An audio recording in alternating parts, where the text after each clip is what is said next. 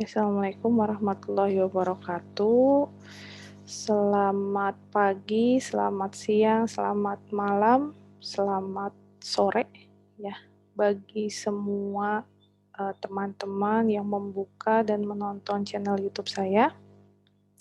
Semoga kita semua selalu diberikan nikmat sehat oleh Allah Subhanahu wa taala, dan bagi teman-teman yang sekarang sedang sakit, semoga Allah angkat penyakitnya dan segera disembuhkan. Amin ya rabbal alamin. Seperti biasa, sebelum belajar kita berdoa dulu ya sebelum belajar ya, menurut agama dan kepercayaannya masing-masing. Berdoa dimulai.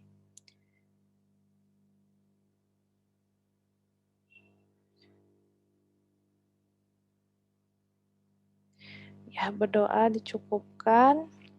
Ya teman-teman, sebelum ke topik kita ya hari ini, bertemu lagi mungkin ya, saya belum menyapa ya, bertemu lagi dengan saya Ibu Asih di mata kuliah komunikasi ya. Hari ini kita akan membahas topik mengenai penerapan komunikasi terapeutik pada pasien dengan gangguan fisik ya. Sebelum kita mulai perkuliahan kita hari ini, kita sama-sama baca basmalah bersama-sama ya. Bismillahirrahmanirrahim. Kita langsung mulai pembahasan materinya ya. Mungkin teman-teman tidak asing ya dengan apa sih gangguan fisik ya. Gangguan fisik itu banyak sekali ya. Dan ini biasanya terjadi pada pasien ya yang sedang sakit. Nah, penerapan komunikasi terapeutik pada pasien dengan gangguan fisik ini menerapkan komunikasinya ya dalam asuhan keperawatan pada pada pasien dengan gangguan fisik ya, atau adanya gangguan di sistem tubuh, ini pasti akan berdampak pada gangguan kebutuhan dasar manusia. Ini hal yang paling sederhana ya yang kita bisa lihat ya. Nah, selanjutnya Ibu akan jelaskan ya berikut penjelasan ya bagaimana komunikasi terapeutik pada pasien dengan gangguan fisik ya, dan ini sangat erat kaitannya dengan gangguan kebutuhan dasar manusia. Nah, bagaimana sih penerapan komunikasi terapeutik pada pasien dengan gangguan kebutuhan dasar manusia ya? Nah, tujuan belajar hari ini ya diharapkan ya teman-teman mampu menerapkan komunikasi terapeutik ya dalam melakukan asuhan keperawatan pada klien dengan macam-macam gangguan kebutuhan dasar manusia dengan menggunakan tahap-tahap proses keperawatan. Nah, di antaranya yaitu ini contoh ya, contoh penerapan strategi komunikasi pada pasien yang mengalami gangguan kebutuhan oksigenasi ya. Ini ya, di sini ada ilustrasi kasusnya ya teman-teman ya. Ibu bacakan di sini ada seorang klien wanita ya bernama Ibu Neni ya, usianya 40 tahun, diantar keluarganya ke rumah sakit dengan keluhan sesak nafas. Ya. Ibu Neni ini mengeluh batuk-batuk sudah lebih dari satu minggu ya. Dan hari ini ditambah dengan sesak yang semakin berat. Disertai perasaan tidak nyaman di dada. Ini kondisi kliennya ini tampak pucat, mukanya ya, ada pernapasan cuping hidung ya, lalu respirasi rate-nya ini lebih dari 20 kali per menit. Berarti ada sesak ya, seperti itu ya, ada sesak nafas. Nah, kita lihat contoh komunikasi untuk kasus yang tadi disampaikan ya. Untuk penerapan komunikasinya kita mulai dari fase prainteraksi. Di sini perawat sudah siap ya untuk melakukan pertemuan dengan pasien ya.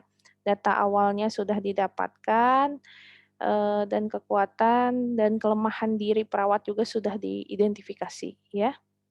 Setelah itu di fase orientasi seperti biasa kita melakukan salam terapeutik ya. lalu ada proses evaluasi, validasi, dan kontrak ya. Nah, ini contohnya seperti ini ya teman-teman ya. Selamat pagi Bu, ini perawatnya ya. Assalamualaikum. Lalu nanti kita tunggu respon dari kliennya ya, jawaban salam dari klien. Lalu kita tanyakan kembali bagaimana perasaan Ibu hari ini. Ya, Ibu tampak segar dan lebih cantik dari biasanya. Nah, kita lihat responnya klien terkait perasaannya dan reward yang diberikan perawat ya. Sesuai jadinya eh, sesuai dengan kondisi ya, kondisi pasien nanti kita berikan reward apa gitu ya. Kalau misalnya memang, lebih segar wajahnya ya kita, sampaikan kalau Ibu lebih enakan hari ini, terlihat dari wajah Ibu yang lebih segar dan lebih cantik seperti itu ya. Jadi kita tunggu dulu bagaimana perasaan Ibu hari ini ya, jadi respon dulu, nanti kalau sudah berespon dan responnya positif baru kita berikan reward ya, dalam bentuk ungkapan ya. Selanjutnya kita sampaikan lagi tujuan saya datang ke Ibu adalah akan melakukan pemeriksaan atau pengkajian keperawatan ya untuk mendapatkan data terkait dengan masalah pernafasan yang terjadi pada Ibu. Pemeriksaan yang akan saya lakukan lebih kurang sekitar 15 menit. Saya harap Ibu dapat bekerja sama dengan saya selama pemeriksaan, atau selama pengkajian saya lakukan. Ya, kita lihat bagaimana respon kliennya terkait persetujuan dalam kontrak yang dilakukan, lalu selanjutnya, ditanyakan kembali, oleh perawat ya, tempatnya di tempat tidur ini saja dan Ibu dapat tetap, beristirahat ya supaya tidak sesak. Jadi tempatnya di tempat tidur ya, sambil ngobrol, sambil kita melakukan, pengkajian ya, pemeriksaan fisik. Lalu selanjutnya fase kerja ya, terkait dengan pemeriksaan yang akan dilakukan perawat ya, perawat juga melakukan dialog kepada pasien ya dengan cara seperti ini. Ya di sini, untuk perawatnya coba ceritakan sejak kapan Ibu merasa sesak nafas. Sesak napas Ibu bertambah berat ya, kita tunggu dulu respon, kliennya. Jadi dia bisa menceritakan kapan ya sudah mulai sesak napas, berapa lama gitu ya, lalu keluhan lainnya apa gitu ya. Coba identifikasi pada saat apa sesak yang Ibu rasakan semakin bertambah berat. Nah, ini ditunggu respon kliennya, apakah pada saat beraktivitas ya, apa saat istirahat pun masih sesak gitu ya, atau pada saat apa. Lalu apakah sebelumnya batuk Ibu tidak disertai sesak ya? Kita tunggu lagi respon klien. Lalu bila Ibu merasa sesak, dampak apa yang paling berat Ibu rasakan? Nah, seperti itu ya. Kita tunggu lagi respon klien menjawab. Nah, ini respon terkait dengan pertanyaan perawat yang di atas mungkinnya sudah jelas. Lalu selanjutnya, perawat bertanya lagi nih, "Sekarang saya akan melakukan pemeriksaan suara nafas ya dengan menggunakan stetoskop. Mohon Ibu dapat bekerja sama dengan saya, silakan Ibu berbaring terlentang. Ayo saya bantu untuk mengatur posisi yang nyaman buat Ibu ya. Bagaimana? Apakah, posisi sekarang sudah, nyaman Ibu?" Gitu ya. Jadi kita atur posisi klien supaya lebih nyaman ya pada saat dilakukan pemeriksaan. Nah selanjutnya, "Permisi ya Bu, saya akan membuka baju bagian atas dan memeriksa paru-paru." Ya coba tarik napas dalam, kemudian hembuskan dan seterusnya. Jadi kita sampai benar-benar mendapatkan pemeriksaan, hasil pemeriksaan, fisik ibunya ya. Lalu selanjutnya ada fase terminasi. Nah di sini untuk fase terkait, dilakukan dialog untuk mengambil langkah diagnosa keperawatan ya, seperti ini. Jadi ini perawatnya, "Baiklah Ibu, terima kasih telah mampu bekerja sama dengan saya dalam rangka mengumpulkan data tentang masalah pernapasan Ibu," ya. Kita tunggu lagi respon kliennya, terus bagaimana perasaan Ibu setelah pemeriksaan ini? Ya, kita tanya lagi, Terus saya akan menganalisa data ibu untuk menetapkan diagnosa keperawatan ibu ya, dan mengkonsultasikan dengan dokter untuk treatment yang terbaik ya, untuk pengobatan yang terbaik kepada ibu. Selanjutnya saya akan menyusun rencana asuhan keperawatan dan akan kembali menemui ibu untuk mendiskusikannya. Nah, kita tunggu lagi respon kliennya. Setelah itu kita sampaikan lagi nih bagaimana, "Baiklah Bu, nanti saya akan kembali lagi sekitar 10 menit. Terima kasih. Selamat pagi, siang, atau malam ya. Assalamualaikum warahmatullahi wabarakatuh." Gitu ya. Nah lanjut ke, diagnosa keperawatan. Nah untuk diagnosa keperawatan di sini ada penerapan komunikasi ya pada tahap diagnosa keperawatan klien dengan gangguan kebutuhan oksigen. Nah, ini hanya contoh saja ya teman-teman ya, contoh bagaimana menulis, diagnosa, sesuai dengan standar diagnosa keperawatan Indonesia ya atau SDKI. Nah, ini untuk diagnosa satu kodenya ya, bersihan jalan nafas tidak efektif berhubungan dengan proses infeksi. Ini hanya contoh saja ya terkait gangguan kebutuhan oksigen. Nah, ini untuk, kita mengkomunikasikan diagnosanya, jadi, perawat mengatakan, "Selamat pagi Ibu, assalamualaikum." Nanti kita tunggu ya seperti biasa menunggu, jawaban klien seperti apa, bagaimana perasaan Ibu sekarang, kita lihat responnya ya, dan, kita berikan reward sesuai dengan apa yang dirasakan oleh, klien. Setelah itu seperti yang sudah saya sampaikan tadi bahwa saya datang kembali untuk menyampaikan hasil analisis terkait dengan masalah Ibu. Waktunya sekitar 10 menit ya. Nah, berdasarkan hasil pengkajian keperawatan dan diskusi dengan tim, perawat, Ibu mengalami gangguan oksigenasi, ya, dan kedepannya akan dilakukan perawatan, ya, untuk mengatasi gangguan pernafasan yang Ibu rasakan, ya, misalnya ada batuk atau keluhan lain yang Ibu alami, ya. Sehingga kita menetapkan diagnosa keperawatannya adalah bersihan jalan nafas, ya, eee, agar tadi ya bersihan jalan nafas Ibu ini lebih efektif ya, dan keluhan yang Ibu rasakan dapat teratasi. Nah, selanjutnya saya akan berkolaborasi dengan dokter untuk penanganan lebih lanjut terkait pengobatan Ibu. Jadi kita sampaikan ya untuk, rencana, diagnosa asuhan keperawatannya seperti apa kepada pasien ya, yang tadi jelas ya untuk, bersihan jalan nafas ya. Nah, untuk fase kerja di sini, dialog untuk fase kerja pada pasien, berkebutuhan oksigen ini seperti ini ya.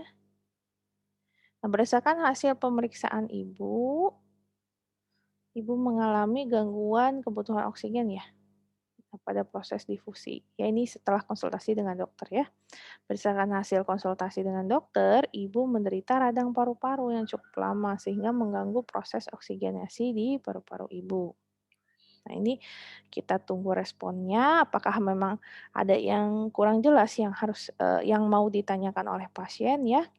Bahkan pada saat, fase kerja ini kita berkolaborasi dengan dokter ya. Jadi dokter yang menyampaikan bagaimana, diagnosa penyakitnya ya, dan jika ada hal-hal yang kurang jelas, itu bisa ditanyakan langsung ke dokternya. Sama ya seperti yang untuk diagnosa keperawatan ya, untuk tahap fase, kita berkomunikasi dan menyampaikan diagnosa keperawatan. Ini juga kita tanyakan ya kepada klien apakah memang ada yang kurang dipahami gitu ya, terkait, masalah ya ataupun keluhan yang pasien rasakan, gitu ya. Jadi kita sampaikan sejelas-jelasnya untuk rencana, asuhan keperawatan yang akan kita lakukan selanjutnya, gitu ya. Untuk fase kerja pun pada saat kita berkolaborasi dengan dokter juga sama ya, kita lakukan, tanya jawab ya dengan pasien. Nah, ini menurut Ibu bagaimana kesimpulan terkait dengan masalah Ibu dan hasil konsultasi dengan dokter ya? Jadi nanti setelah, sudah visit nih dokternya ya ke ruangan, terus sudah ditanyakan dengan cukup jelas, kita klarifikasi kembali ya kepada klien ini kesimpulannya dan, bagaimana hasil dengan dokter ya, hasil konsultasi dengan dokter. Kita tunggu lagi respon pasiennya seperti apa, apakah memang jelas atau tidak ya sesuai dengan yang tadi dijelaskan oleh dokter ya. Lalu melakukan diskusi sampai ada kesepakatan dan kesepahaman antara kesepahaman klien terkait masalahnya. Ya, ini mohon maaf ya. Jadi melakukan diskusi sampai ada kesepakatan dan kesepahaman klien terkait masalahnya. Ya, ini antara perawat klien ya. Jadi ini mungkin cukup jelas ya teman-teman ya. Saya lanjut untuk fase terminasi. Di sini dialog untuk fase terminasi pada pasien dengan gangguan kebutuhan oksigen. Nah, ini contohnya seperti ini ya. Untuk perawat, baiklah Bu, menurut pendapat saya Ibu telah paham dengan masalah Ibu ya. Selanjutnya Ibu bisa bekerja sama dengan kami selama perawatan di rumah sakit ya. Bagaimana Ibu, setuju gitu ya untuk, dilakukan perawatan selanjutnya ya, Ibu, diminta untuk kooperatif ya, bisa bekerja sama dengan kami tim, perawat dan tim dokter ya, tim tenaga medis lainnya. Lalu selanjutnya kita tanyakan juga bagaimana perasaan Ibu setelah mengetahui tentang diagnosa atau masalah keperawatan Ibu ya. Jadi kita tanyakan kembali ya, klarifikasi, repeating ya atau mengulang kembali ya supaya jelas informasi yang disampaikan. Nah, setelah ini akan kami rencanakan tindakan keperawatan dan hasil kolaborasi dengan dokter dan selanjutnya akan saya diskusikan kembali dengan Ibu. Ya, ini kalau misalnya kita lakukan tindakan-tindakan ya atau intervensi keperawatan ya. Misalnya pada saat perawatan akan dilakukan tindakan apapun, itu nanti kita, diskusikan ya dengan pasien, seperti itu ya. Eee, dan pada saat melakukan tindakan apapun itu harus ada informed consent ya teman-teman ya, harus ada persetujuan ya. Nah, nanti saya akan kembali untuk menyampaikan rencana keperawatan yang, saya buat dan segera melakukan tindakan sesuai dengan kebutuhan Ibu, ya. Nah, mungkin ini udah cukup jelas ya. Nah, untuk perencanaan di sini, untuk penerapan komunikasi pada tahap rencana keperawatan, tadi ya, klien dengan gangguan kebutuhan oksigenasi di sini. Nah, ini untuk dialog fase terminasi pada pasien, tadi ya dengan gangguan kebutuhan oksigen, di sini kita bisa lihat lagi ya. "Selamat pagi Bu, ya assalamualaikum, bagaimana perasaan Ibu sekarang?" Kita tanyakan kembali terkait perasaannya dan, reward ya yang diberikan perawat, ya berdasarkan respon ya, ungkapan ya. Kalau misalnya memang pasiennya dalam keadaan sehat gitu ya, responnya setelah ditanya ya, kita sampaikan kepada pasien, "Oh iya, wajah Ibu tampak lebih segar ya dan Ibu lebih, cantik hari ini." Misalnya seperti itu ya ungkapannya ya. Sama seperti yang Ibu terangkan sebelumnya juga ada ya di, apa namanya, contoh dialog yang di slide sebelumnya ya. Terus saya akan menyampaikan rencana tindakan keperawatan Ibu, waktu yang diperlukan sekitar 5 sampai 10 menit ya. Apakah Ibu siap mendengarkan respon persetujuan klien ya, seperti apa?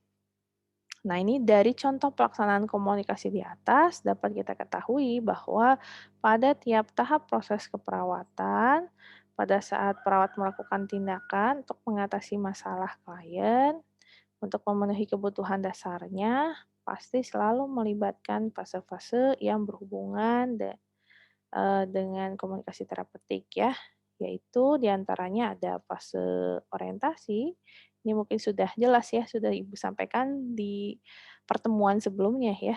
Jadi dalam komunikasi terapeutik ada 4 fase ya, fase orientasi, fase kerja, dan fase terminasi ya. Ini mungkin sumber gambarnya. Nah ini ya, mungkin di akhir slide ini saya ucapkan terima kasih ya, eee, bagi, semua teman-teman yang sudah menonton video saya ya, video pembelajaran saya dari awal ya hingga akhir. Semoga, teman-teman yang mendengarkan ya, eee, lecture saya atau kuliah saya ini bisa mengambil ilmunya, mengambil manfaatnya ya, baik untuk diri sendiri dan nanti ke depannya untuk pasien kita ya, dan masyarakat ya, ke depannya. Amin. Jangan lupa mungkin, sebelum selesai menonton, jangan lupa subscribe, like, dan share ya, jika video ini bermanfaat dan, eee, membantu saya juga supaya lebih semangat membuat video pembelajaran berikutnya ya, atau konten terkait lainnya ya. Mungkin dari Ibu, kita tutup ya, kita tutup materi kita hari ini dengan bacaan hamdalah, alhamdulillahirabbil alamin. Sampai bertemu lagi di video saya selanjutnya ya. Thanks for watching. Wassalamualaikum warahmatullahi wabarakatuh.